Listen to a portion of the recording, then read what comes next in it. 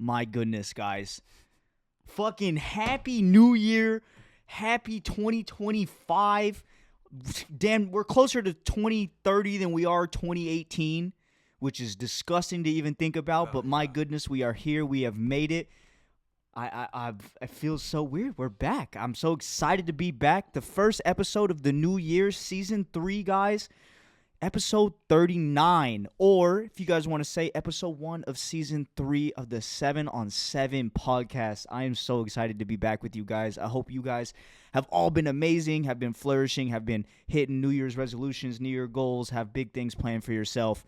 Little explanation on why it's been since like September since my last episode. As you know, some of you guys who follow me are aware, I did get my own gym, and that has been quite busy. I have like 25 college and high school athletes. I do have one. Shit, yep, I know. I just got my first pro athlete. Just sent out the program today. Nice. Yeah, he plays for the Brewers. So Hell yeah. Yeah, so keep a fucking eye out. But yeah, that's a little background of why kind of the podcast had fallen off a little bit last 3 months. Out here building shit. Yeah, exactly. I was just adjusting, like, new schedule, new this, trying to figure everything out. But we're dialed. We're fucking back. My goodness, I'm so excited for this episode because it is one of my absolute dearest friends. He is back in the picture after a couple years. Yeah. And it feels so good to have you back, and it feels absolutely so proper for you to be the first guest. My fucking boy, Ali. WetWörk now. My God. Yeah. My guy. Back in the scene again, man. Back in the airwaves. Back in the air. Dude, if you guys have been following me for any amount of time and remember when I had studios in Santa Ana where I first started after I moved back from OG LA. days. Yes, after I moved back from LA when I was 18, went to music school out there. It was miserable. Came back. I was like, I need to get myself a studio. Shout out Lockout Music Studios. Shout out Lockout. Shout out Lockout. Shout out Dave Leon. My God. Shout out Dave. Shout out Brian. All the people. Yeah. The whole Lockout staff. The whole Lockout staff. And my God, I spent literally probably 5 years of my life jumping around from studios down there. That's where I met him and Lucas. Damn, He's 5 actually, years. Dude, yeah, Lucas is actually going to be coming here momentarily. So if you guys hear him walk in, that's who it is. But yeah, me and Ali here go way, way back. Yeah, dude. It's like to my journey of making music. Almost 10 years. Dude, I know. Like, yeah, because I met you when I was 16. Yeah. And I'm going to be 26 this year. Yeah, so, which God was like damn, almost 16. Such a crazy time to meet you at that age because you were like fucking prodigy level. Dude, like, I didn't know what the hell I was doing. Well, backstory for everybody who wants to know how we met. Please share. We met through, shout out to the homie Adam El Deeb. Yes. Amazing photographer, creative videographer, like deep in the car scene and the street scene with pretty much like all kinds of huge collaborations. This guy, he's done so many big things, like Xavier Wolf. Oh yeah. He did with Nyjah. Yeah. Nyjah Houston. Yeah, and I remember when like he was doing all like the vape brand stuff when that shit was huge, and like, they've always been kind of like just different. doing shit. Yeah, they've always been doing shit. Yeah. Like I remember when I first met Adam and AJ, dude. Like oh yeah, shout out AJ, shout out Amjad. AJ, yeah, shout out Amjad, bro. Yeah, I cannot forget Amjad in the mix too. I mean, Adam and I, we grew up sort of together. Like we went to a private like Islamic middle school, and I went there only for 8th grade, and my family sent me there because I was a little fucking troublemaker. So I met him through there, and I've like known him since we were like kids. And then to see him do his thing, like he got into what he was doing like way later after that. Yeah. So like I saw that, like I saw him progress and starting to make all these big moves. And yeah, man, just want to pay my respects to that guy because he's constantly hitting me up to do collaborative work. Even when I'm like having a hiatus, he'll still, want to like put in that leg forward and be like, let's work. Totally. So shout out Adam, man. You're a fucking legend. If you're seeing this, big love to you, bro. Big love. But we met through Adam. Adam had a cool creative space in Irvine. Yes. Like maybe, it was like 8 years ago. Yes, the warehouse. The warehouse vibe. Dude. Yeah. Yes, and I remember he was telling me for weeks, he was like, dude, you got to meet this guy, man. Like he knew I produced music, and he was like, he saw me do that since I was a kid. And he's like, you got to meet this guy. I'm working with this guy right now.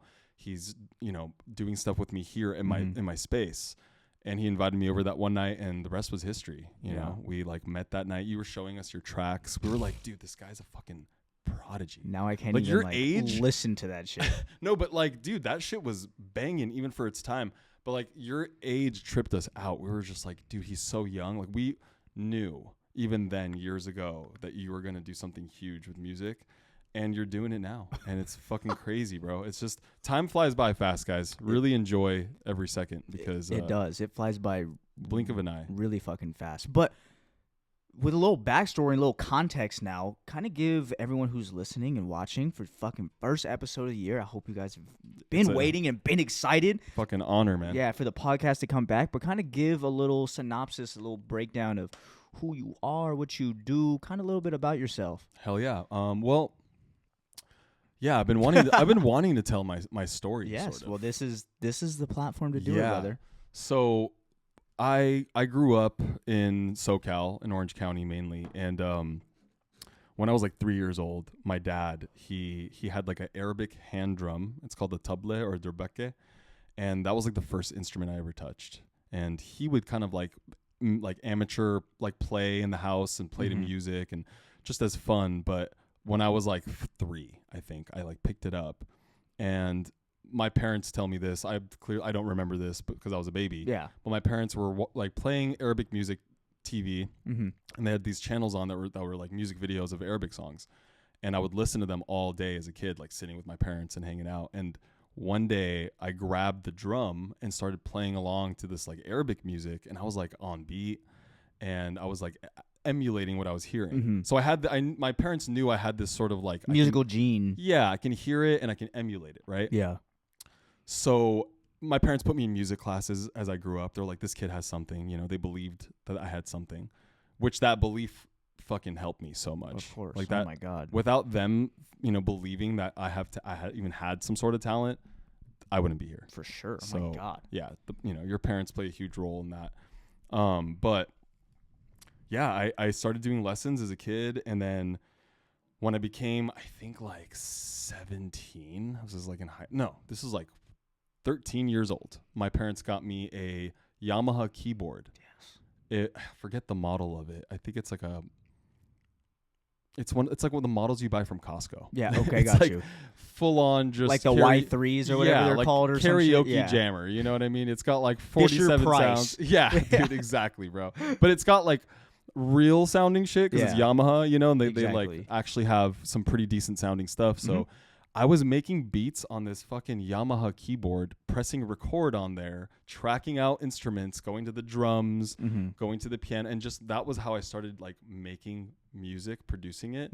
But before that, I was like just jamming on any instrument I could get my hands on. You know, like my parents put me in like every single music class, and I didn't learn shit. I didn't learn a fucking thing.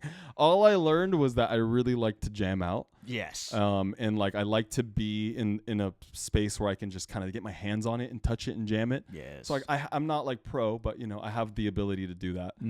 And then getting that keyboard changed my fucking life. Yeah. Like that, I was jamming on that thing for like 5 years, you know. And then when I hit like 17, one of my buddies had Fruity Loops. And shout out Fruity Loops. Shout out FL Studio. Backstory: they got sued by Kellogg's for being called Fruity Loops. Yeah, they did. Did they so really? It's FL Studio now. It's not Fruity Loops anymore. Yeah, they got fat sued by Kellogg's. So we're not allowed to call them Fruity Loops anymore, guys. They should have just went with some like a great value ass name, like yeah, like freaking Loops of the Fruit, General Mills or General Bills. I don't know. They could have made something a little better than Fruity Loops, like Frosted Squares type shit. Yeah, exactly. Yeah, you know, like damn, that's crazy. I did not know they got sued by Kellogg. They got sued so hard. It was just like the randomest lawsuit ever. Actually, to be honest, I've never thought about that, but that totally makes sense. That's got to be huge, major infringement. Yeah, like Fruity Loops. Like, well, it's Fruit Loops, but like I guess you just added a Y and an S. But they probably like get all the like names that could sound like it, like fictitious names, and they like trademark those too, so nobody gets even near that brand. Totally. So they probably had their right or reason to do that. But Fruity Loops is FL Studio now, and my buddy had it at the time when it was Fruity Loops. And shout out Essen Hussein, man. He really, I think, opened the door for me to like just start producing music on a computer. Because he knew like I jammed at home, and he was like, this guy's on his little keyboard. Why doesn't he just start making beats? So he started making beats kind of to show me how to make beats. Like he literally did that just to like open the door for me. Gotcha. And kind of give you a guiding hand. Yeah, he was like, yo, I kind of learned it. He spent like a couple weeks on it. He's like, yo, I kind of have this down. Let me show you how to use it. And like the day I fucking used it. God, so when was that? 2017? Oh man. 17? No. Oh no. This is like 2008. Oh my God. Or like 7 even, around that time. Yeah. A while ago. 15, 16 years ago, I think. Yeah. I was a wee little lad. Yeah, I was a wee little lad. Yeah, but you're a prodigy in the making, you know. Everybody has their time. And I loved it. My first beat was so fucking shitty. I still have it. I like was able to recover that beat actually. I still have my very first beat. But I remember like running to like my mom's room and like my sister's room and just like showing them this like, look what I made. It was like I tried to make like a Bay Area jerking beat because I used to jerk at the time, you know, like yes. You're a jerk. You're a jerk. I used to battle and jerk. I was trying to make beats because I was like, I can't dance, dude. I suck so fucking bad. Like I have to be the guy that makes the music here. I can't do this. So I started making jerking beats. That was like my first beats that I really started making. And they're so fucking terrible, bro.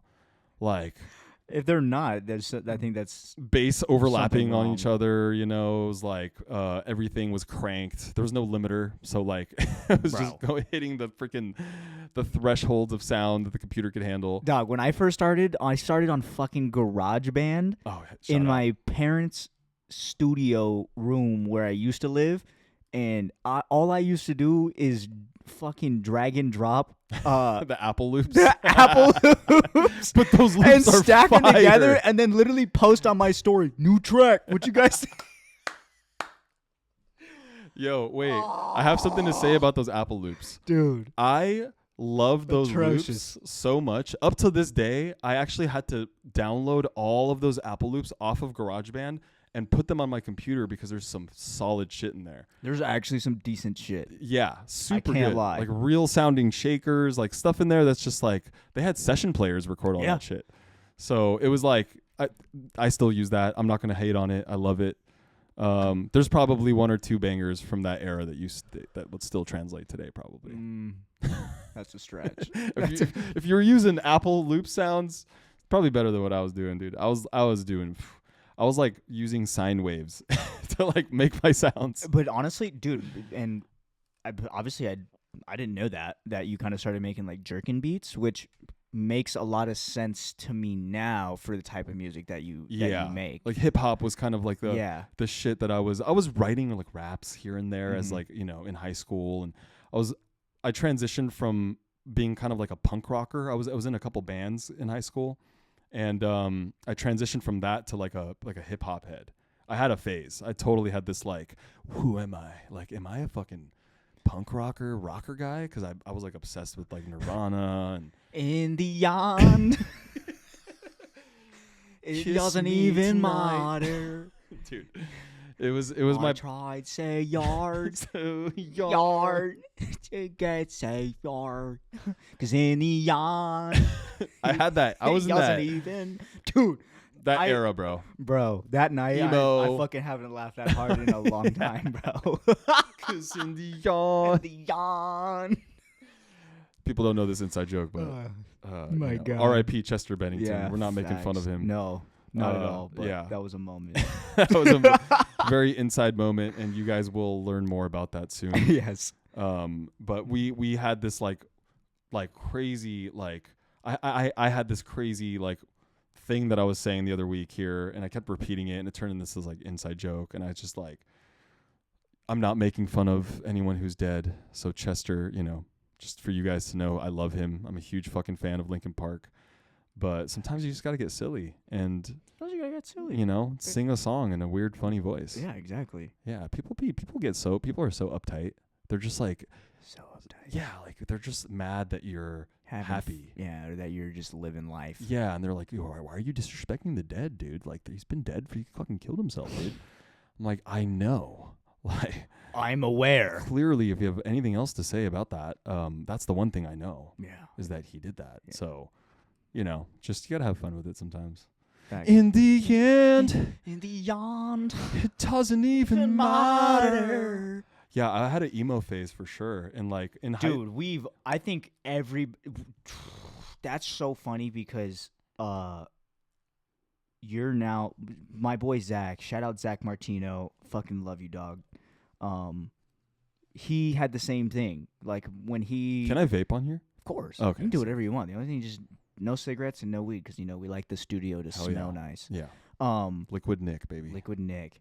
But yeah, dude, Zach fucking had the same thing. He was like in a band, made emo music, was like all in the pop punk phase, like that, and then obviously transitioned into making like, melodic Hell yeah. yeah, music. That makes sense. Like musicians transitioning into being producers is, I think, they have the biggest edge because they like have all this musical knowledge, and like once you get into producing, it's like you could do it with your eyes closed after you know the software. Dude, for sure. And I've also had the theory, like I because I've heard it now a couple times that producers were into kind of the emo shit, like it makes a lot of sense to me. And I tell people this pretty frequently actually when they ask like, oh, what kind of music do you listen to the most? And I don't listen to a whole lot of dance music all the time. Like as much as people would maybe not believe that, but I listen to a lot of, I honestly listen to mostly like metal or like emo, big like neck deep guys or Trash Boat. Fuck like yeah, Trash Boat's yes, dope. Trash Boat's dope. And I always tell people, I'm like, bro, when you like break down that music, it's so melodic. It is incredibly melodic in the structuring and the chords that they use. Yes. Yeah. And I get a lot of inspiration from that, whether it's like variations from scale to scale or whether how they're voicing the lyrics. I'm like, oh, why couldn't you do a melody that way or do this jump or do a half step here or jump to a full or do this? Yeah, they break a lot of rules. And they break dope. Exactly. They break a lot of rules. And I think I get a lot of inspiration from that. But yeah, I think that's those just, vibes I think too. that's just funny that's like a theme a little bit of I was in a band or the emo stuff or the rock and because I think it transitions like very well into making electronic music. Like I feel like most people know, but Skrillex. Oh yeah, big emo guy. Dude, he was. I'm blanking. From first to last. Yes. Yeah. Like he was a full rocker. I remember emo band. Do you remember Chain Reaction? Yes. I used to fucking see him there. Like as a kid. Skrillex was about that life before he was Skrillex. Yeah. Like, and I feel like maybe some people don't know that, but there's another prime example that kind of transition from that style of music can transition into 100%. Electronic some way, shape, or form because it's so musically involved, and especially that genre is, like you said, it breaks a lot of rules. People do a lot of different things. So that's crazy. Like those songs make you kind of want to cry, right? Dude. Like the emotion behind some of the chord structures and the melodies. There's so many, like emo music is emo for a reason. It's emotional. Exactly. And emotion is really invoked by melody a lot of the time in lyrics.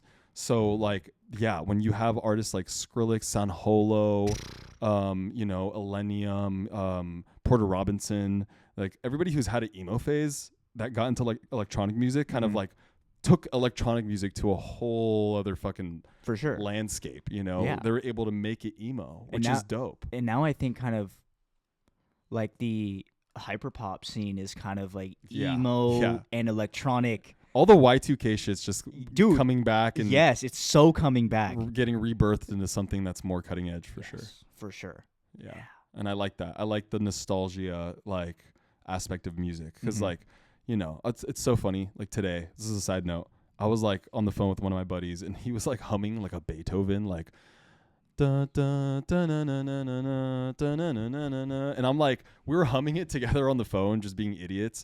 But I was like, dude, that song was written like fucking 400 years ago, and I'm like, it still goes. It still goes. Like, music still goes. Timeless. Like, could you imagine when that shit dropped? I was just like, people were yakking, bro. Yeah, People were jerking. They were jerking out. People were jerking out. The birth of jerking came from that shit. Yes. Like all music, was birthed through that for old sure classical sound, and then there was rock, and then all the other genres came. But like, I mean, it's just crazy how music doesn't really die. and it's progressing so much faster now, like the hybridism of genres. For sure. And it's just it's going to be a time where music's going to be like, we're in that time. Actually, we're in that time now where music's at such a high plateau. Well, it's kind of like just got to that high plateau, and I feel like we're going to start milking the fuck out of the creativity side of music, and it's going to get gnarlier and gnarlier and simpler Yes. at the same time. You know, Exactly. which is kind of what you see happening now in music. For sure. And I also, like I'm definitely a firm believer, and I'm not just saying this because I'm biased, because it's also the genre of music that I make, but I do think like melodic music, emotional storytelling stuff, It doesn't die. it doesn't die, and it's very much coming back. Oh yeah. It's very much coming Like back. trance is coming back. Yes, like I think a huge, like especially with like artists like Jero, or with artists like Forrester. Forrester's dope. Yeah, Forrester's Yes, super dope. But 100%. now they've, especially with like the Canopy series that Jero did, like on YouTube during COVID, and did the whole like kind of what we were talking about before, doing like intimate type shows, Yeah. those type of things. where Live it's- streaming really brought that shit. dude. Like, It brought it. it's like MTV Unplugged Dude. for DJs. To- That's how I look at live streaming. Totally. But I do think like that genre or that emotion is very much coming back, as much in the way as I think club culture is shifting to more intimate settings. Like shout out Steve Cardigan. Oh yeah, shout out Steve. Yeah, shout out Steve. You know, he's doing the whole AM radio and the Put You On stuff. Put you on shit. Yeah, and now is doing the whole AM radio stuff at the coffee shops, where it's like a couple hundred people, but it's very intimate and this type, and it's absolutely blowing up. Shout out Steve. Love you. Yeah, like fucking you're killing it. But The underground, those type of things, alive. Yeah, and I think it's it's like a new form of underground. Yes. In a way. Sophisticated. Yeah, It's like underground done yes, right. You know, there's a yes. lot of ways to do underground events and Yes. underground culture and lifestyle. Mhm. But when you do it right, it like it just feels so good to everybody there. For They sure. want to be there again. It's a vibe. It's like going to a dive bar versus, which is awesome, don't get me wrong, versus going to like a nice, really nice bar that you know, you feel really cozy in. Totally. I love the fact that COVID did that and was able to like allow people to make it cool and fun to watch a DJ just spin from home. Yeah. And just like, you know, a producer play their music from home. So yeah, that's kind of like what birthed also like the culture of podcasting, you know, like very much. Yeah, very much. I mean, I started mine basically during COVID. yeah, it was just a fucking great time to do that. Like you want to start making that presence. It was inevitable. Like people were going to end up doing this anyway. I think COVID just kind of sped that up a little bit. It for sure did. Yeah. So I have a question for you. What's up? Kind of, because I'm like super curious. Obviously, like we know each other pretty well, but I feel like there's more stuff Oh yeah. that I could know, and I think that would provide a There's lot always more. There's always, but that would provide like a lot of value for people listening, especially as we're two musicians, and I feel like a lot of creative people listen to this show. Your like musical journey, you know, obviously I'm not gonna say anything or anything out, but you've had a very wavy. a very wavy Mhm. music journey. Mm-hmm. And I think maybe my question for you, because also I feel a lot of artists or creatives, whether they make music or do photos or whatever it is in the creative realm that they do, can have a very similar peak and valley experience, maybe more so than some. And I guess my question to you would be, how would you say you regained your love or your purpose for your art? Because I know a lot of people personally who sometimes struggle with that, where they have a project or they have an idea or they make stuff, and then something happens, whether it's outside circumstance or maybe it's internal, where they get in their own head and then they start to doubt, and maybe and then they give up. Yeah, and then they give up. Mhm. And that's why that's honestly like 90% of the reason why I have this show, is to have people like yourself and others to talk and be like, yo, you can do this. Like everybody has been through the same shit. Like you're not alone in the boat, dude. They're gonna go through it eventually. Yeah, but like what would what would you say like really helped you pull out of the dark time as far as creatively into, you know, I would really call it a rebirth, like I said, sure. you know, because since we've reconnected, like I was telling you the other night, like Yeah, I've I was noticed off the grid for like yeah, 2 years. for like 2 years, yeah, exactly. Which, you know, what was that like, and what do you think for yourself introspectively? Introspectively, as yourself, you say would be the answer, but also to maybe an answer for a general public of like, Yeah. you know, If like a kid on the street would ask me this Yes. question, I would have to make it more than about music. Yes, Because okay, yes, please life do. life is more than about music. Even though music can be such a huge part of life and a part of somebody's life, but at the end of the day, music's it's always going to be there. Mhm. And for someone who like me, for example, who's always had it in their life, Mm-hmm. for me, I felt like it was never going to go anywhere. It was Mm. always going to be there for me. Mm. But life is going at a pace that can totally pass me by. Yeah. Right. Like you can't slow life down, but you can slow down maybe your intention behind your movement. Right. Because things happen. Yeah, and for sure. There's roadblocks that get in the way with that, and you have to deal with them. You can't just ignore, the things that are in front of you. Mm-hmm. So for me, I've had multiple waves in my like music journey of like on and off. Kind of like in the career sense, like of Yeah. like putting out music and pursuing like a DJ career and being in the limelight, being on social media. There's been like moments where I'm like on for years and I'm pushing. Mm-hmm. And then there's moments like, in life where you have to focus on what's in front of you or else your whole life's going to fall apart and you're not going to be able to chase that dream. Mm. So, I've been like blessed so many times to be in like great situations and opportunities through music. Yeah. And they've brought me like so many experiences. Unfortunately though, a lot of those experiences, they don't always translate for artists as like opportunity. They'll translate in the sense of experience. Like, you, for example, you're pushing so hard for your career and you're pushing for years and years, but you can't seem to like break out of that class that you're in as a DJ, whether you're underground or whether you're like on the up and up. It's like you're stuck in a lot of ways. And it's really hard to break out of that unless you're making the most cutting edge music that is getting, played by the right DJs and the right hands. There's a lot of work involved in like getting yourself big and popular and For sure. and honored and valued by other artists.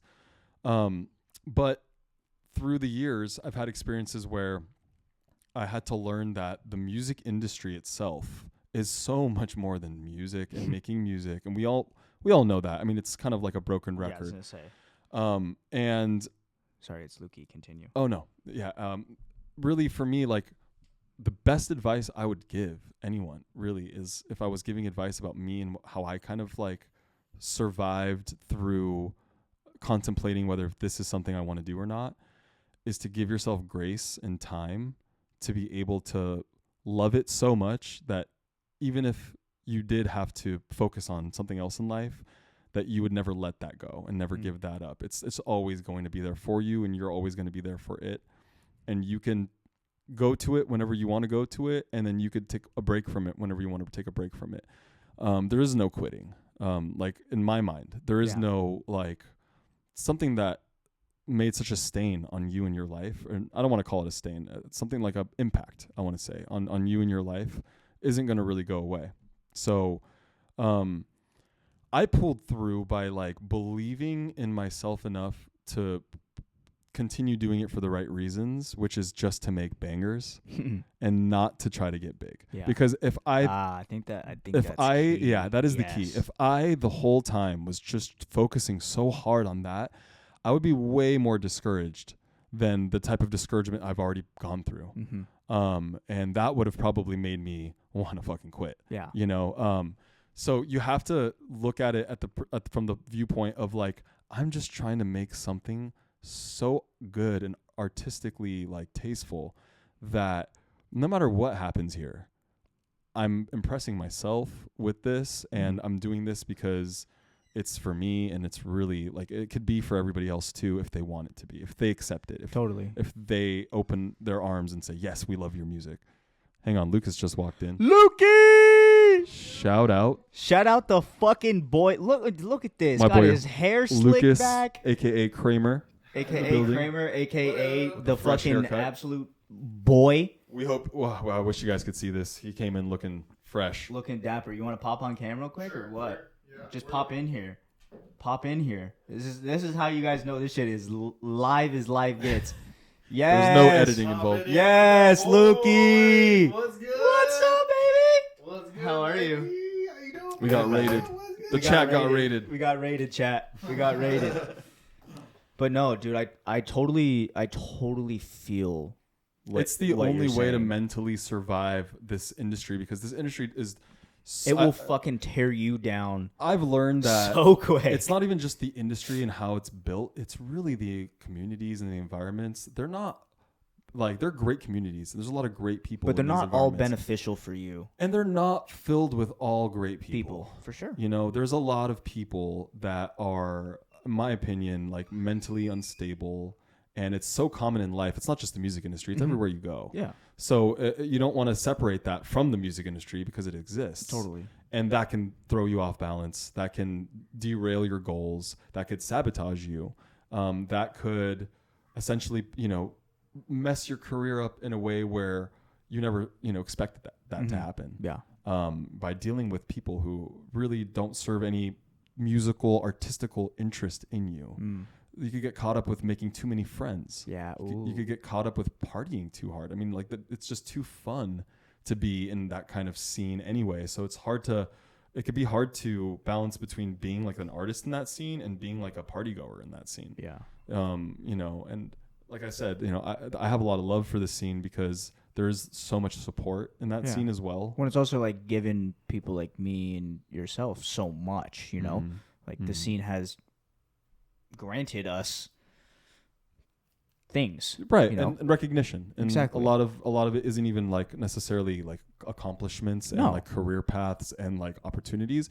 A lot of it is recognition from other people doing really similar things. Absolutely. Who we all learn things from each other. So the community has a great benefit to it because you get all that resource. But the negative side exists, and the negative side could impact you. And we're all human beings. We all have emotions, and we're all capable of losing, ourselves. And you could easily lose yourself. So I started, noticing a lot of patterns where I was losing myself in that scene and dabbling too much in, the things that don't make me an artist. Yeah. Right. So for me, that's kind of what I realize is if you're an artist in this scene, you kind of have this like responsibility and this duty to be that artist and not be this like party going menace or like someone who is in it for like, having fun or, in it for the ride. You really got to put in your work and show people that you're not just here to, dance on the dance floor, but you're also here to get people dancing through your music. And that's kind of what I learned. I learned that like you don't have to be so involved in the scene like that on a physical level where you're like, at every show, at every club, and it's great. There's benefits to that as well. There's a lot of really good benefits to that, especially when it comes to meeting people and connections and opportunity. Yeah.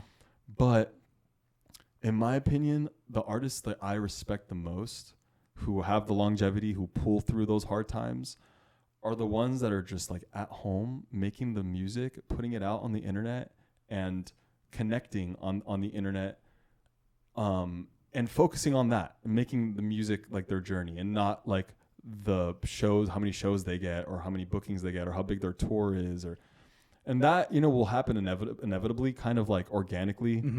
And for a lot of artists, they have to put in that legwork to get there. It really it kind of depends on your artistry, in my opinion. For sure. How you view yourself as an artist, how seriously you take yourself as an artist, and how you could separate yourself from, regular person. Yeah. Gage from Seventh Heaven. Yeah. Totally. Yeah. Yeah, and I think that's a really good point, and that's why Avicii, rest in peace, killed himself. Yeah. Like if you really think about that, he committed because the story came out really that he was losing himself on all of this. He was Tim, not just Avicii. Yeah. And people were having a hard time separating the two. And For sure. he wasn't feeling recognized like himself. And it led to like all this mental health shit. And like he was one of the most, it's not about success. He's like one of the most successful DJs ever, arguably, you know? Like not Nile Rodgers or whatever that guy's name is, Neil Rodgers, the guitar player. Even said that he's like the Coltrane of like Fruity Loops. Yeah. Like, you know, he's just, the guy was a legend. But it all had to do with just like his mental health and how he couldn't separate, you know, himself from the brand. So it's important. If you want longevity, if you want to last in this industry, don't just throw all your chips in and marry your brand to the point where you lose yourself in that, because it could later down the line, you could have all the success in the world, but it could just backlash and hit you mentally so bad. For sure. And all that just kind of goes to waste. All the work, all the accomplishments, everything you've ever done goes to waste because your mind is, you know, has gone to waste essentially. 100%. You need yourself. I think you have to like have pace with yourself and your career, and also just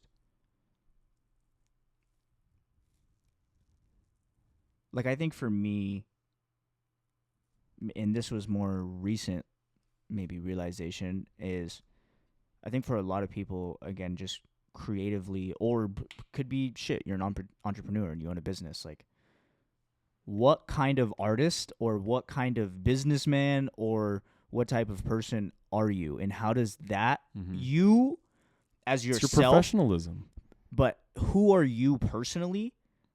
How do you mend and blend that into your presence and into your brand? Your character, your as a person. Exactly, your character and who you are. For example, like me, whatever, despite, you know, you and Lukey or whoever tells me, is like, I don't feel I make music for the club. Right. So me going out, because you're not a club person. I'm not a club person. That's Right. not who I am. Right. Like that's not who I am. You're not trying to take shots of tequila and get lit on a dance floor. No, till I'm 6 like, a.m. yo, I gotta be up. I gotta go to the gym. Like I got other shit that, again, I think allows me to have the balance and care about my mental health, which creates the longevity for you to still be Seventh Heaven all these years later. Exactly. Exactly. And still push. Totally. And I think me coming to the understanding of, okay, I know that my brand or my music or et cetera isn't necessarily for this format, which I would love to find a way to blend it into that format with personal curation and experiences. But I think that's also what I value in my brand, because that's what I value. Separates you. And that's also what I value personally. I like small circles. I don't want to go to the club. I'd rather go spend $500 on a nice dinner and have great conversation, have some drinks, and go home. Fuck yeah. Like, that's who I am personally, and I think that's how I want my brand and my music to be.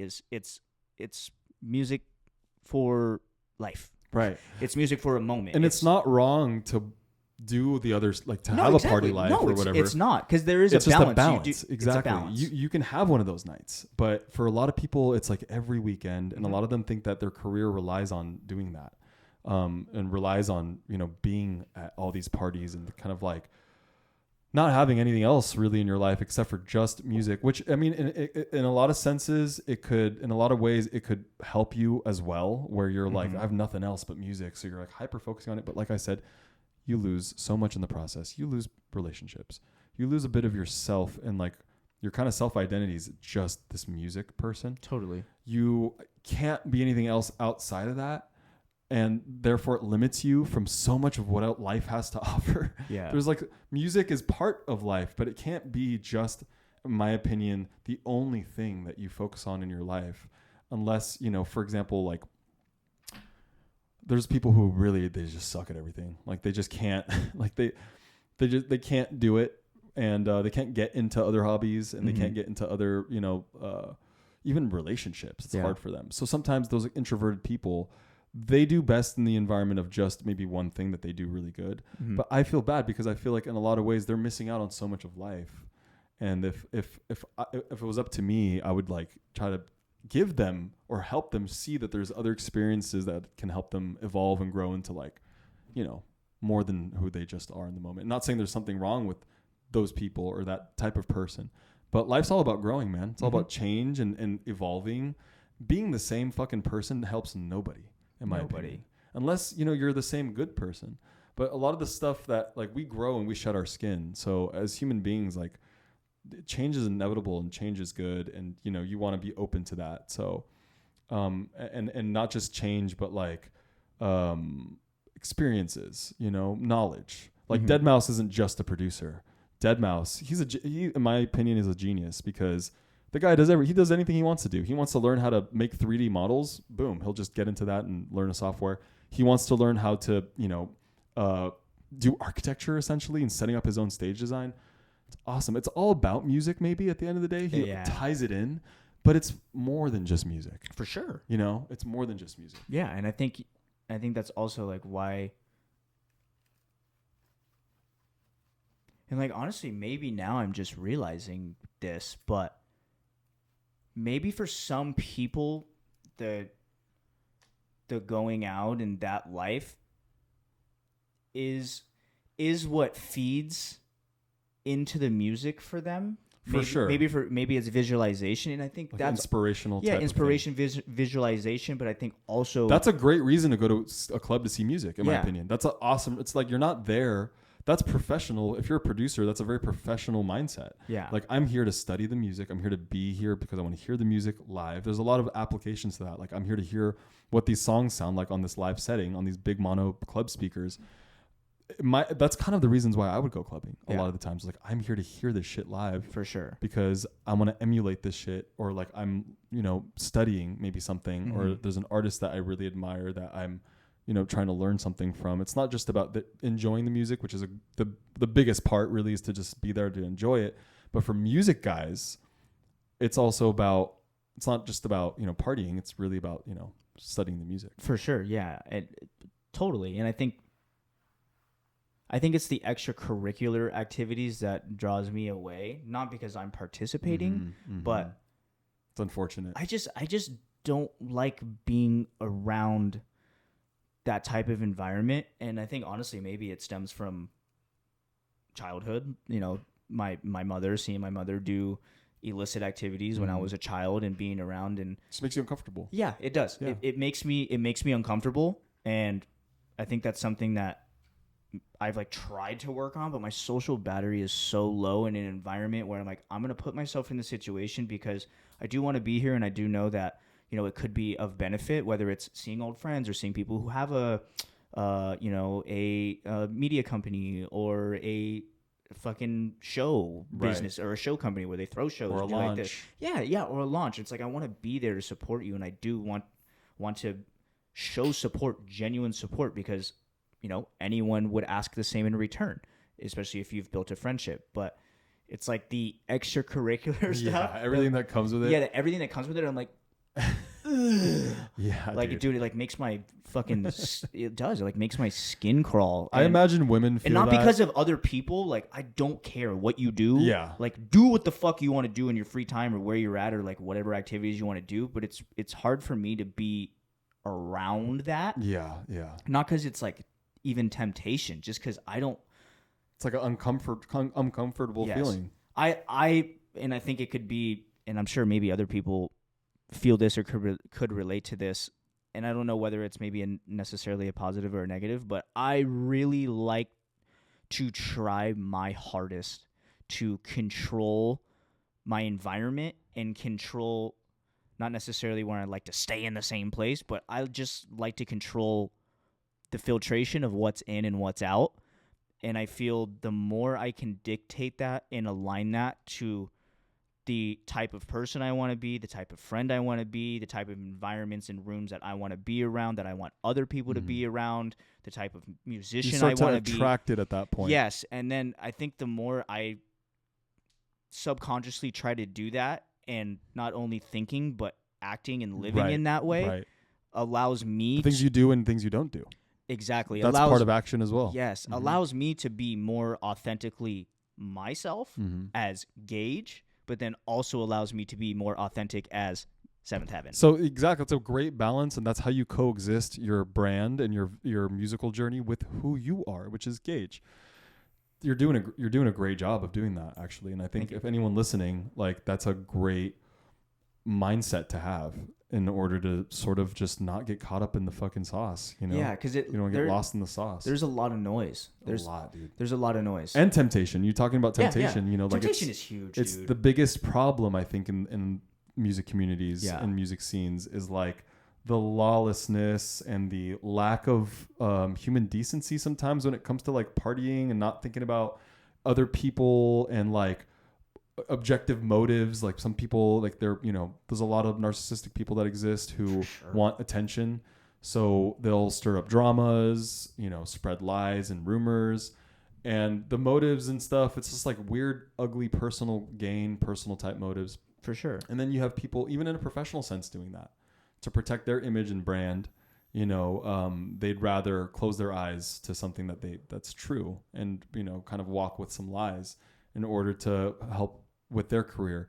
For sure. And I do think sometimes you do have to, and to that point of close your eyes, I do think sometimes in those situations when it's like obligatory, you do kind of have to close your eyes and just realize like, this is the reality. I just have to not focus on it and know why I'm here. Yeah, that's the other side of the coin, is filtering out, you know, the people that don't really serve anything for you and your path in music. Mm-hmm. If anything, I would be so protective. I think it could be that. I think it could be personal, or I think it could be environmental. And like, you know, drugs. Yeah, and I think that, and that goes outside of music. Like that goes in life. Into life. See, that's why the point I was trying to make. The point I was trying to make is life is the rule that we should abide by. Life's rules. Scenes don't just make up their own rules. There's rules of life here.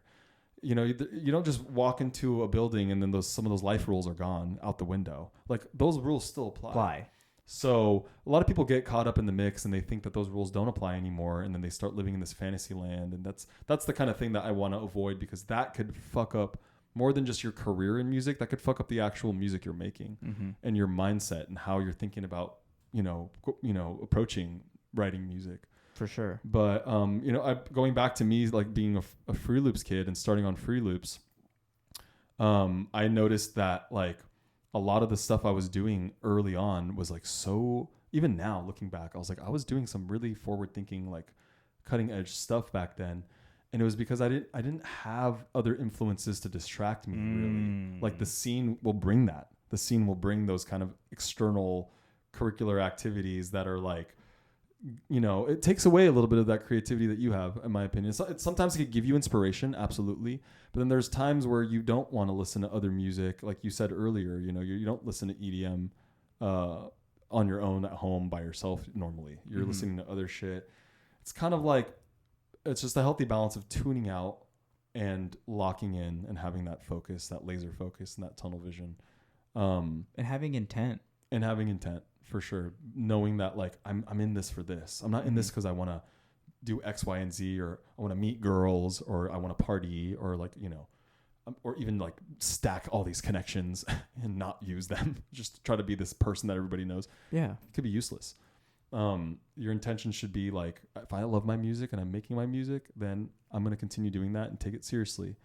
And if you take it seriously, people will take you seriously. You know, they're like, he's doing it legit. You know, he's not just willy nilly. Like, check out this one thing I uploaded on SoundCloud all year, and it's like not produced well because you didn't take your time on it. For sure. Yeah, I've always said that. I think like if you're about it, other people will be about it. Yep. You know what I mean? Yeah. If you're about it truly, whatever that is, and I think, quick side note to your point of just the kind of distractions and just so much stuff, that outside noise, whether it's, you know, social media or whatever. Like I think too, a lot of times people can get so caught up in replicating.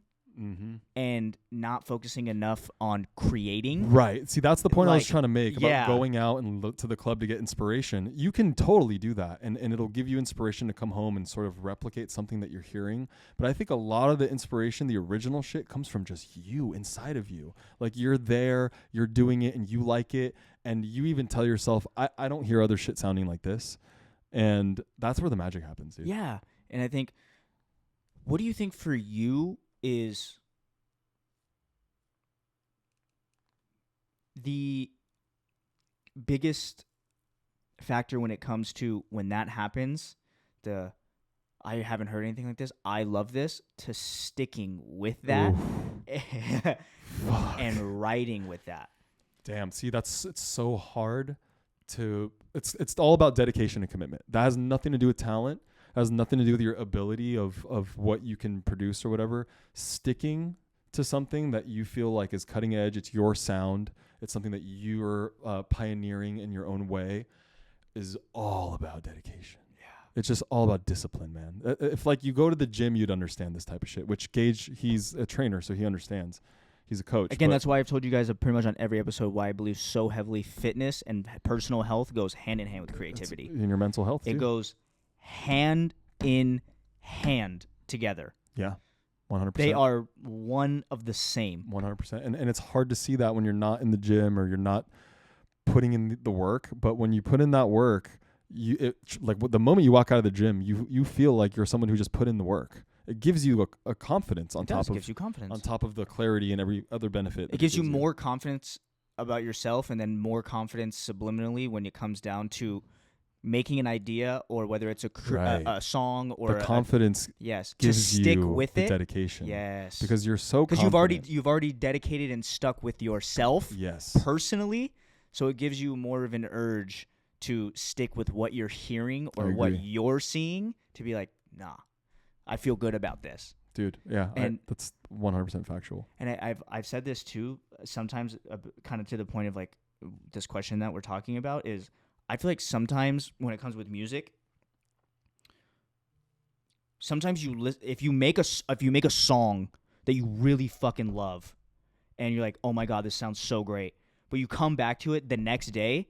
We all know that tale, and we've all seen the hundreds of thousands of memes of it sounds like dog shit. But I think if you can know when to come back to that song in the right time, like I always feel there's no giving up. Yes, but I feel like you make a song, especially if it doesn't happen in a night, you make a song because you're in a certain headspace. Right. And you sometimes have to get back into that headspace. Yes, and knowing that headspace, whenever you're there again, to come back to the track. Like recognizing. Yes. See, that's a great mental health practice. It will open new things of like, oh, I hear this chord slightly different. Or it's like maybe too, you don't finish the song, but maybe you add 10, 12, 15 really good decisions that moves it forward because you're in that headspace. You're in that headspace. And I think that applies to music or life. Like 100%. You know, that is like so true to even the testament of like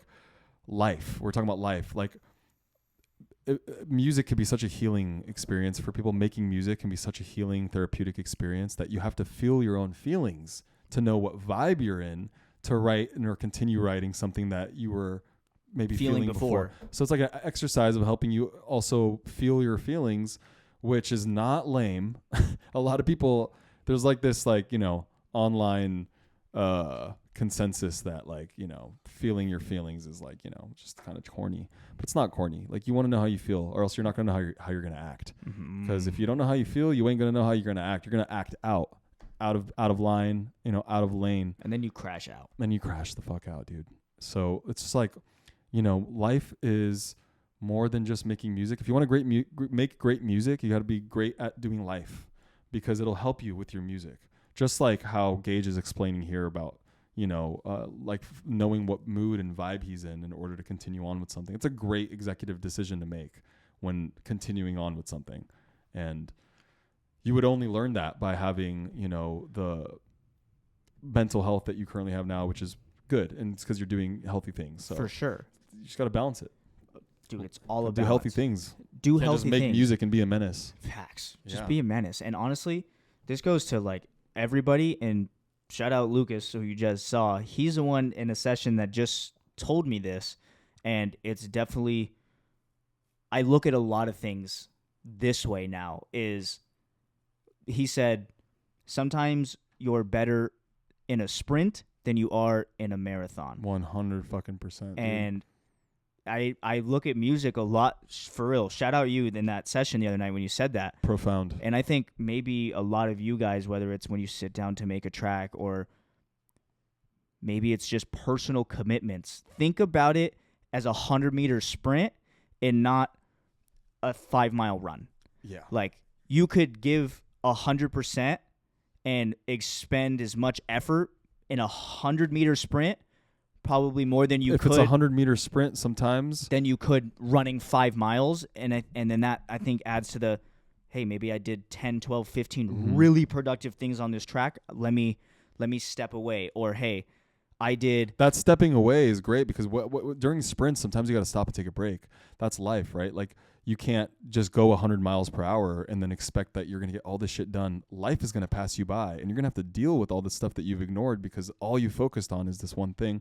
It could be damaging. For sure. You know? And I think also 100% into the kind of goals are great and long-term goals are great, but it's really easy to lose sight of the immediate action that is required to achieve that 5-mile run. Right. To where if you're like, hey, I can take step 1 in a 100-meter sprint, let me do that. Then let me re-gear to do another fucking sprint. And then by then you've ran enough 100 meters where you're like, holy shit, I've hit 5 miles. Exactly. And you're like, exactly. You're like, wow. And it allows you to give maximum effort in a more controlled and a sustainable way than being like, this is my 6-month plan, and then a month and a half in, you've done maybe half of the things that you said you were going to do. Yeah. Expectation versus reality. Exactly. Yeah, you got to give yourself grace too as a human being, because that's one thing I've been like learning is that like I was so hard on myself for so long, and I tried to go so hard on so many different things, and I realized that I was losing myself in that process, and being more unhappy after I would get the result or not. I would still be unhappy even if the result was achieved. I would still it's crazy. Even when things went the way you wanted them to go, it would still be like a moment of like, well, how am I feeling in this? So it's just important as fuck to make sure that like you have a steady balance in your life. Music requires balance, and it requires your like commitment, obviously, but you have to balance it with having a stable life, because if you don't have a stable life, it could translate into so many other things. Even musically, like sometimes your music could sound unstable, so to speak, like because your life's not stable. Your shit, and it could be dope. A lot of people tell great stories through like the fucked up things that happen in their lives. Like that's how kind of like a lot of dance music came from, like Chicago, like, and well, really it started, like electronic music started in Italy, right? Like all the old Italio stuff, and then like people in Chicago and Detroit and New York were like sampling that shit and turning it into these like house beats and stuff like that. But they went through like all kinds of struggles because they were living in poverty, and a lot of these places were in really impoverished areas, low income communities, and music they were able to kind of like survive through having music there and balancing that with the fucked up life that they have to live. So music could be something that can add to your life, whether if you're going through shit or it's an amazing life that you're having. It could add to your life so much, especially as a musician. You just don't want to get lost in not having a life. And just like your life's not there, but music's there. It could be depressing, it could be like very lonely, and it could actually make you not want to make music anymore. That was like a perfect sum of that answer. Yeah, I think so too, man. Cause I went through it, dude, and I know you have too. We've all like, you went to school and realized that like the dedication you were putting in there was sort of taking away from your creative output. And it was also taking away from like your ability to believe that you could do what you need to do without all that know-how and all that like, I need to fucking have a degree just to learn how to without mix a song. Institutionalized, right. Like blah blah blah. That could take a toll on you. That could make you feel insignificant. That can make you feel like you have way more to learn than you actually do. There's a lot of things where it's a lot simpler than people think it is to be, but. Facts, dude. Yeah, man. I just love the fact that like we're still doing it. For sure. After all these years, and it ain't gonna fucking stop, baby. Hell no. It ain't gonna stop. And for me, like I've went through a crazy mental health journey to where I'm at a place now where I feel like it's time for me to like really dive into my shit and my craft and my sound. Which I'm so excited and so proud of you for. Thank you, dude. I appreciate you so much and your support. Like it's awesome. I'm happy. I'm super stoked. I'm having a baby, which is great. I wasn't gonna say anything. I'm gonna. I wasn't gonna say anything. I mean, she's due in 3 months, so you guys are gonna find out. My anyways. goodness, congratulations, Thank brother. you, bro. That is insane. Yeah, life's a trip. Life's a trip. Fucking big daddy over here. Yeah, dude. And I'm setting up my home studio, and it's gonna be a era, I think, of like all the stuff that we learned through the years on how to balance these things. We can finally start doing that and living that sort of life because those lessons have been learned. Sometimes it takes time. Yeah, dude. You can't rush time. You're right. Yeah.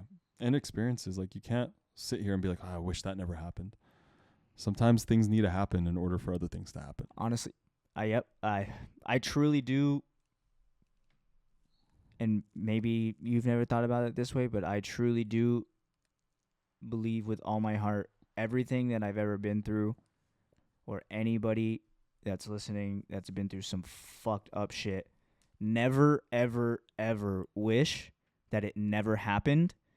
Be thankful that it happened, because it's able to teach you the things that you needed to learn in order to become who you are or who you are going to be. That part, dude. Wow. Yeah. I mean, rewind that in the podcast, guys, because he said it so fucking clear.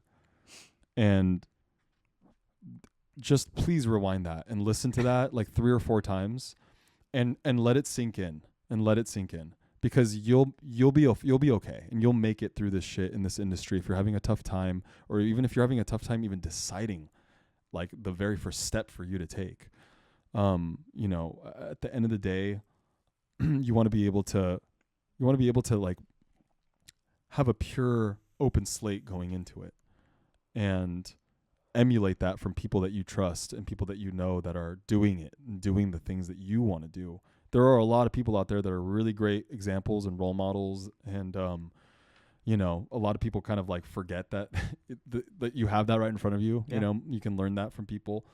But yeah, dude, amen to that, brother, for real. Yeah, I really do, really, really do truly believe that. You're right on the dot with it, man. And your journey like is in a similar way to mine. Your journey was like you started this shit on your own, and you came into it with the belief that you had talent, and you believing that alone helped other people believe that. Mm-hmm. So if you're starting out even, or if like you've been in the game and you've been doing this shit for a long time, like we said earlier, no one's going to believe it unless you believe it. So like just believe in yourself enough, even if you feel like you're learning still, believe that the things that you're learning are going to be applied, and apply those things. And you'll get places, man. I mean, we're in the age of internet and AI. Now we got fucking I don't know how that's going to be with music. I really hope it doesn't ruin this beautiful thing that we have, which is like producing music from scratch essentially. Mm-hmm. I mean, we already have Splice and we already have all these great tools which help us so much. But that's a whole other fucking podcast. That's a whole other podcast. Yeah, it's a whole other podcast. I think to sum it up very short, at least how I feel about it, is it's going to be whatever you allow it to be in your creative journey, with your own personal discernment on how much of the work you are willing to allow it to do. Mm-hmm. If you want to let it create most of the substance for you, it could. It's like your choice. It's your choice. Yeah. And I think that comes also to a very artistical and personal stance that's individual to everybody, is how much do you value the artistry of what you do? Dude, yeah. How much do you value that, and how much pride do you take? It's the most important thing, in my opinion. Yeah. It's like all you have. Totally. It's really because people can look at you as a DJ, right? They can look at you as any label they want to throw on you, but to be looked at as a fucking artist is a privilege. Privilege. And it's something you got to guard. So don't let let the possibilities of what could be, because we're so in the age of expedited of the now, and we now have a lot of technology that allows us to do it now. Yeah. But get a song mastered in 10 seconds. exactly. On the internet. But then also, just like how you shouldn't wish anything that happened to you never happened, you shouldn't allow that to take over what your musical journey up to now has taught you. 100%. Because you can now expedite some of the things that you're unsure about, or that I don't want to do this. This is so much faster, and now I don't have to think about it. Which you know what? You're so right. Which I understand. Like, and I'm not saying I'm against it or at all. I think everyone should experiment with it to see where it could fit into your creative process. Right. And maybe there's some things that could be a great addition, whether it's, hey, I have a great vocal idea. I'm not a great singer. I'm going to sing it. And guess what? AI can make me sound like fucking Miley Cyrus or whoever you want. That's pretty sick. That's a great tool. That's a great tool for artists. But there's also things, where it's fraudulent, I guess, in my ideas, where it's like you can't let it write the majority of your art for you because... Which you don't see happening yet. That's what I'm saying. I'm kind of talking future tense. Anticipating this sort of thing because happening. It's inevitable. Right. It's inevitable. It's going to get to that point very rapidly. Yeah. And I think, it's going to play the role that you want it to play, and the role it's going to play is going to be based on how much you value your artistry and how much you value the authenticity and the privilege of the things you've been through. I think it ties back to that so hard because, like, we're so lucky to be able to learn all this shit because you never know. It could be like less than 50 years from now where we don't have to learn much anymore because so many things are automated, and it's like we kind of lose a part of our brain power that way, And if there was somebody starting producing right now in today's age, they would not, if they choose to use that to its maximum capacity, then you would have people that didn't have the privilege of yourself. Right. Playing an instrument, finding a drum, messing learning with how to Fruity jam. Loops. Yeah. Making the shit that doesn't sound good. Yeah. In order to learn how to make stuff sound good or how to make stuff that sounds good to you because you've been through all the steps or have learned all the lessons to teach you, and where you've gained your bank of knowledge as an artist. Fuck yeah. And if you expedite that process too much, like I'm saying, if someone was to do that now, then they're negating themselves of the privilege of all the bullshit and the trials and I released a song and it sucks. I released a song and it did terrible because I didn't know what I was doing. You sort of like need those stripes. You got to earn your own stripes. Earn the stripes. You can't. Yeah. Don't worry. You can't rush time. Yeah, you can't rush time, and technology can rush it for you, but that doesn't give you anything. Exactly. It doesn't give you anything. It doesn't give you any sort of pride or commitment or 100%. Discipline or consistency to what you're doing. I couldn't agree with you more, dude. That everything, the accumulation of things you've ever been through in your life, like you said, make you who you are. Make you who you are. Same thing creatively. Exactly. Whether that's you run a business, you started a business, and the first 5 years you lost money every year. You had no idea how to operate, how to run employees or back end or all this, but you've learned how to do that. And that teaches you business skills, but that also teaches you personal skills. Yeah, that's the same thing with music. Like, you got to be grateful. Yeah, you got to be grateful for it. Yeah. And if you were to start a business now, like, I'm just gonna have AI run the whole thing, and I don't know how to run a business, and I know this can do it. Well then what the fuck? You've lost the magic. You don't even need the person anymore. You've lost the magic in. I think what this whole theme has been. You lose the magic of life. Yeah, dude. And what it teaches you, 100%. and good and bad. You lose that. And I don't, like, me being a dad soon, I don't want to be overprotective of my kid. I want my kid to have experiences in life the way I learned. But at the same time, like, also balance, right? So it's like you wanna be able to give yourself those experiences, but you also, like we were mentioning earlier, it's not a problem to learn those new tools and learn those new things and how you can implement it into your artistry. But yeah, it's just the main theme, is life and balance, because to the first question that you asked, like how did I was able to like continue on and not give up in my musical journey, even through all these years of, kind of trial and error on and off. It's fucking balance, dude. And once you have that down, it's not even a question in your mind anymore. Mm-hmm. It starts just, you don't even have to ask yourself, should I still do this or not? It's just going to be part of your life. Mm-hmm. It's something that you do. And part of your life becomes part of your expression. And that's the music. 100% dude.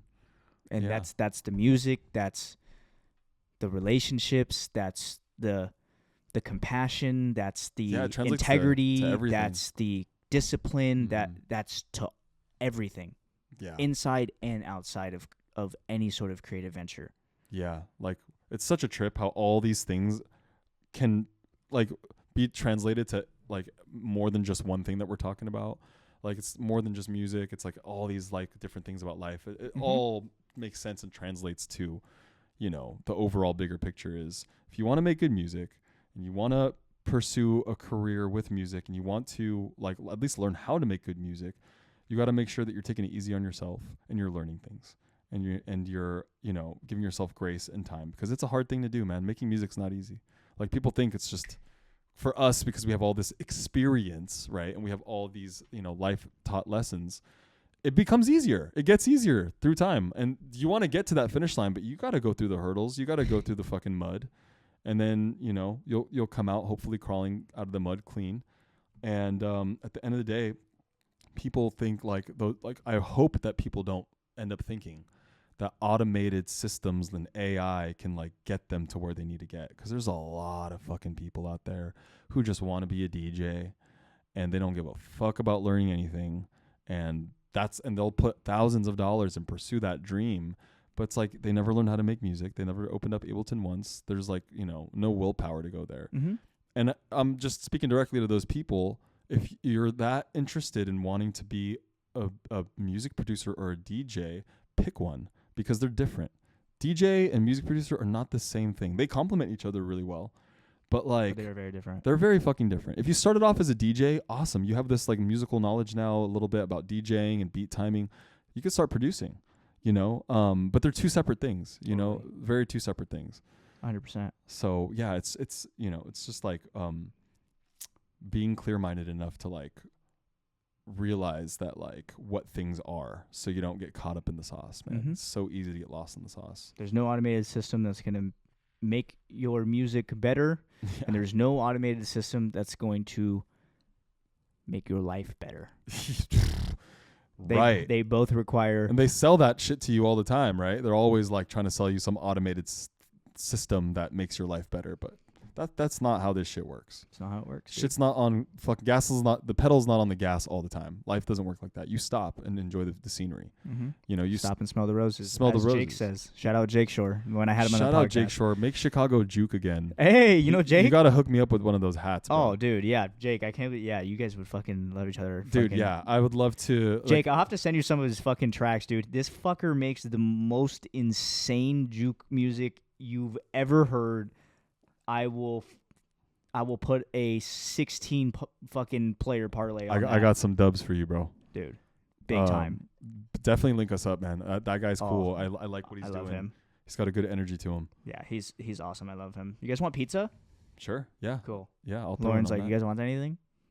Never say no to pizza, dude. Never say no to pizza. But yeah, you guys should definitely connect, bro. He's a fucking high energy character. Hell yeah. And like he was just here for like a whole week. He's dope. He's got like this also like really like creative output to him. Like I just want to be in the studio with him. Sometimes I feel like him even just being there, you get like all these ideas from this guy being in the studio. Yeah. There's so many people like that. Well, it's just so interesting too. Like, and I honestly take so much inspiration from him on how his brain works, connecting his music to social and the other aspects to make your music be seen and be heard. He's got a talent there. Dude, he has an immense talent. Jake, if you're listening to this or if you see this on social, I fucking love you. You're a fucking genius. Big up, homie. Big up. But yeah, like, it's crazy to see how his brain works on that. Like, he's always thinking of, how can I get people to see this? How can I maximize the exposure? How can I maximize? Yeah, how can I maximize the exposure and the opportunity, which I think can be detrimental sometimes, but also I think it's good. Yeah, I think it's You're good. throwing in more raffle tickets for yourself to win this big prize. That's such a good way to say it. Yeah, it's like the more raffle tickets you throw in for yourself, the closer you are to the grand prize, which is like viral fame and recognition for your music. Or at least just getting eyes. Just the recognition, the respect.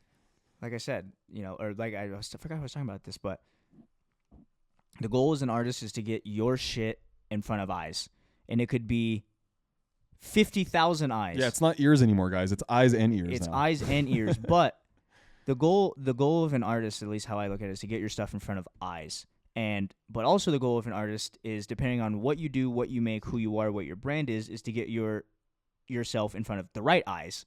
But in order to get in front of the right eyes, you have to get eyes. Yeah. So if you get 50,000 eyes on a video, maybe only 250 of those eyes are the eyes that you want, right, which is a win. It's a huge win. It's a fucking win. It's a huge win. Like, how are you ever going to get those eyes on you and possibly bring people into what you're doing and what you're building? It's just you can't avoid that strategy, guys. You can't. You need to do it. It's the reality of it, dude. It's how the algorithms work now, and it could be fun. It could be tedious, but you can make it fun. And, like social media has now essentially pushed everyone and forced everyone to be more interactive with it. Yes. You can't just kind of sit and expect to just sit there and go viral. You have to interact. There's a lot of changes with social media happening right now, actually. Like all kinds of crazy terms and agreements that they're changing. And I'm not too studied on it, but I know Facebook's gone through a recent one.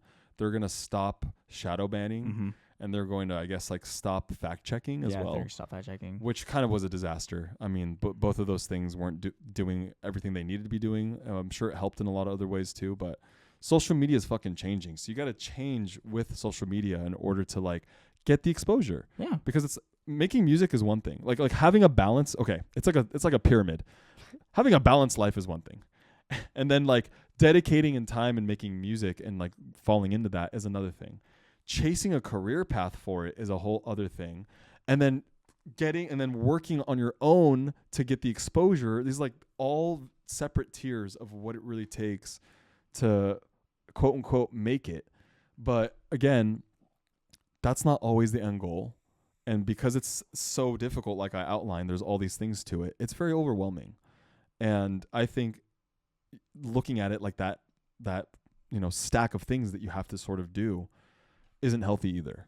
I think the healthiest way to look at it is just like one thing at a time, balancing and planning, and really making sure that, even if plans don't go through, that you're doing your best to balance all of those things.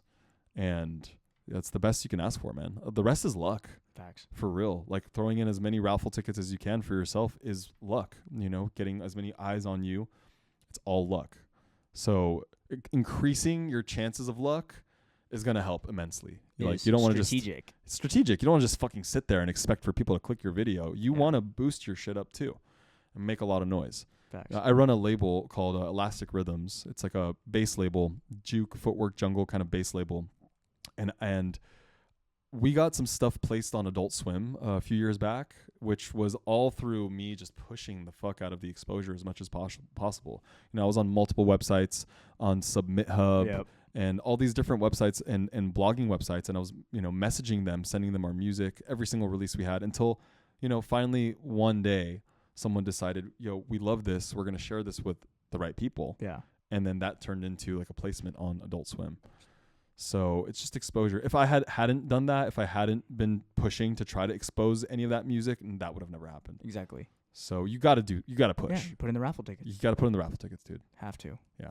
Fucking love that. Yeah, man. Well, dude, are you ready to fucking jam? Yeah, let's wrap it. Are you ready to fucking jam? I'm ready to jam. We're about to actually go in on one of Gage's tracks, yes. And I'm sitting in on some of the tracks, giving some notes and feedback. So maybe he'll give a little teaser. Who knows? Who knows? Yeah. But yeah, But I dude. appreciate you, bro, Dude, for no, fucking letting thank me. you. Well, dude, I got just cause you're the boy doesn't mean you get to escape from the last question. Oh shit, it's not over. Everybody knows it. All right. It's 7 on 7's one life advice question. Ooh. If it could be someone you know, someone random came up to you and was like, dude, I need a piece of life advice. What would that be? Man. It would be the headlights, not the taillights, and be a leader and make executive decisions when nobody else is making those decisions.